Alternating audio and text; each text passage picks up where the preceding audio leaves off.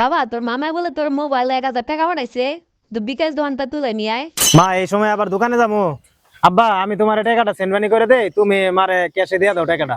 আইসা কথা পাঠা দিয়ে দিয়েছি। দেও আব্বা, পাঠাইছি গেছে। ঠিক আছে, কার মোবাইলে টাকা পাঠাইছিস? কই আমার মোবাইলে কোন টাকা নাই যে। এই যে পাঠাইছি তো, দেখো।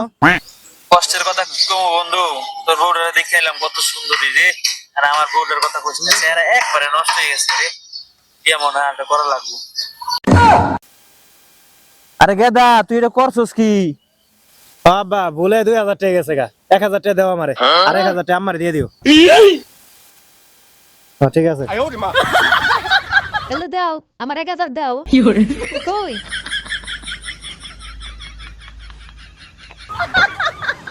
ইয়েস।